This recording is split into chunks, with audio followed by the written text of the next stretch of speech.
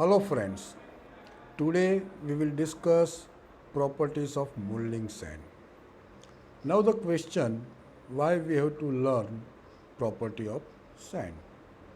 Because whatever quality of sand or whatever sand we are using, that is giving the good quality of cavity, and if the cavity is having a good quality, then definitely we have a quality casting, or we can say a casting having a good or better quality.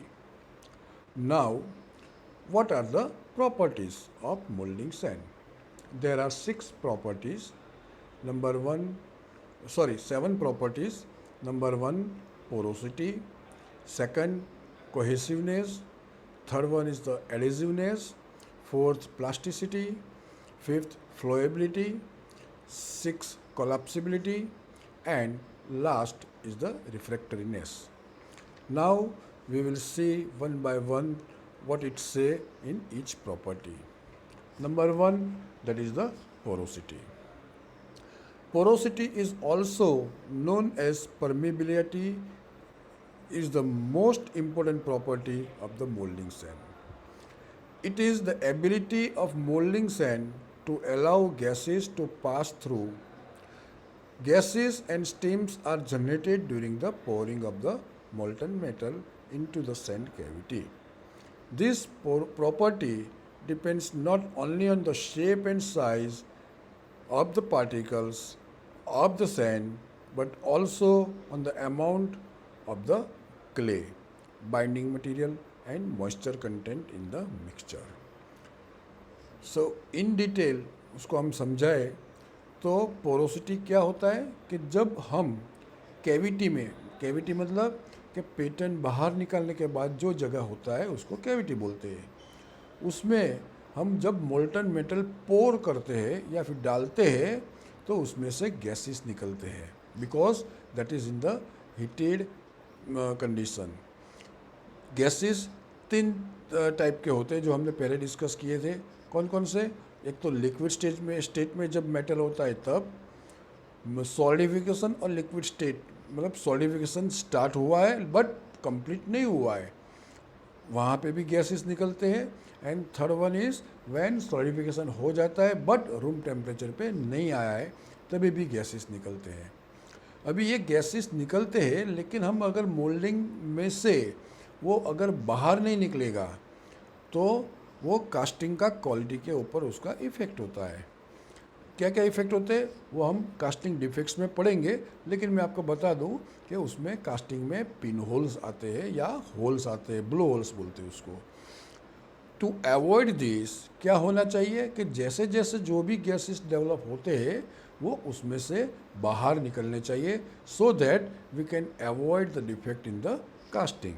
मतलब porosity मतलब कि जब भी हम molten metal पोर करते हैं जो भी गैसेस डेवलप होते हैं वो मोल्ड में से बाहर निकलने चाहिए. ये जो प्रॉपर्टी है सैंड की उसको हम पोरोसिटी बोलते हैं. Okay, next one is the cohesiveness. Cohesiveness is the property of the sand to hold its particle together. It may be defined as the strength of the molding sand. This property plays a vital role in the retaining intricate shapes of the mold.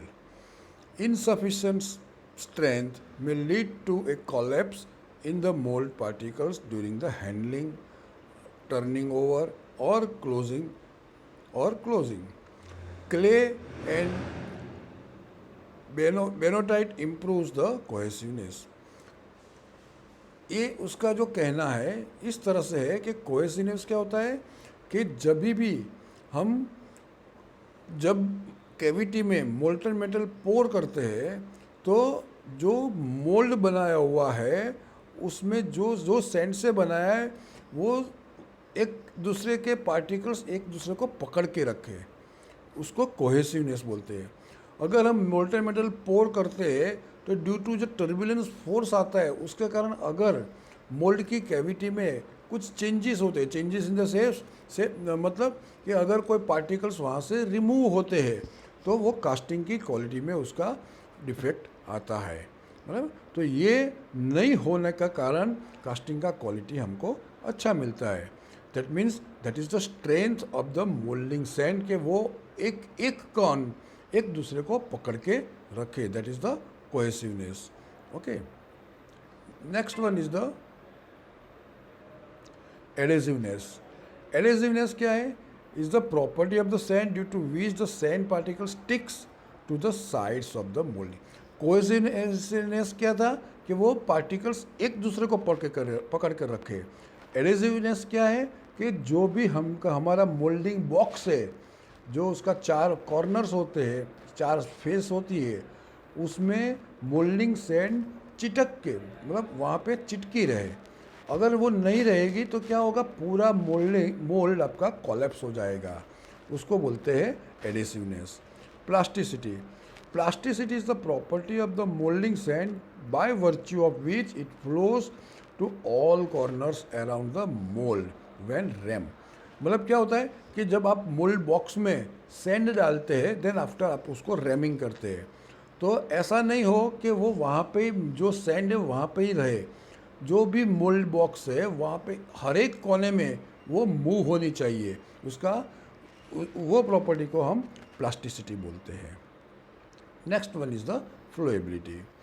Flowability is the ability of moulding sand to free flow and fill the recesses and the fine details in the pattern. It varies with moisture content. Flowability क्या है? कि जो हमने तो एक simple pattern हम जब भी डिस्कस करते हैं कि भैया क्यूब है 100 mm बाय 100 mm 100 mm, लेकिन कास्टिंग इतना इजी तो नहीं होता है कि हमको क्यूब ही बनाना है। बहुत सारे उसमें कॉर्नर्स होते हैं, बहुत सारे रिप्स होती है, बहुत सारे अप्स होते हैं, बहुत सारे थिकनेसेस होती है। तो हर एक कोने में जो भी हम जब रैमिंग करते हैं मोल्डिंग सैंड को, तो वो सैंड हर एक कोने में जानी चाहिए। छोटे से छोटा जो अभी पैटर्न का जो कोना है वहाँ पे वो जानी चाहिए। ये जो एबिलिटी है सैंड की, उसको हम फ्लोएबिलिटी बोलते हैं। Collapsibility. Collapsibility is the property of the sand due to which the sand mould collapse automatically after the solidification of the casting. ये क्या होता है कि अभी तक का जो हमने सैंड का प्रॉपर्टी देखा वो क्या था? उसका स्ट्रेंथ पकड़ के रखे, मोल्ड की हर एक कोने को पकड़ के रखे, साइड को पकड़ के रखे, कैविटी को पकड़ के रखे। ये उनसे उल्टा है कि जब कास्टिंग पूरा हो जाता है और कास्टिंग हम निकालते हैं कैविटी में से, ऑटोमेटिकली ये जब कास्टिंग निकालने के बाद मोल्ड कोलैप्स हो जाना चाहिए। That is the property of the moulding sand is known as the collapsibility. Refractoriness. Refractoriness क्या होता है? Refractoriness the property of sand to withstand high temperature of molten metal without fusion और soften. मतलब कि जब हमने मोल्ड बनाया है तो मोल्ड में जो सैंड यूज़ किया है उसका वो प्रॉपर्टी होना चाहिए कि जब हम उसमें मोल्टन मेटल पोर करते हैं उस टाइम वो सैंड उसका फ्यूज़न न हो जाए या सॉफ्ट न हो जाए। उसका टेम्परेचर विथस्टैंड कैपेसिटी होनी चाहिए। That is the refractoriness. Moulding sand with poor refractoriness में burn when the molten metal is poured into mould. अगर ये प्रॉपर्टी नहीं होगी तो जब हम कैविटी में मोल्टन मेटल पोर करेंगे तो वो मिट्टी या सैंड बर्न हो जाएगी। Usually sand mould should be able to withstand up to 1650 degree centigrade. ये जो सैंड यूज़ करते हैं उसका एबिलिटी क्या होता है? 1650 डिग्री सेंटीग्रेड तक वो उसको विस्टैंड कर सकती है। Okay, thank you. Now there are questions that you have to answers. What are the different properties of the moulding sand? जैसे मैंने वो पहली स्लाइड में बताया था कि there are different 7 properties that you have to write down and write purpose of each properties of moulding sand. मतलब ये पर्पस मतलब कि ये प्रॉपर्टी न हो तो क्या होगा और होती है तो क्या होता है, वो आपको लिखने का है। मतलब फॉर एग्जांपल रिफ्रैक्टरीनेस, तो रिफ्रैक्टरीनेस क्यों होनी चाहिए? बिकॉज कि जब हम मोल्डिंग कैविटी में मोल्टेन मेटल पोर करते हैं तो उसका जो सैंड है वो बर्न नहीं होना चाहिए। ओके, इस हिसाब से आपको हर एक प्रॉपर्टी का पर्पस लिखने का है। Okay, thank you.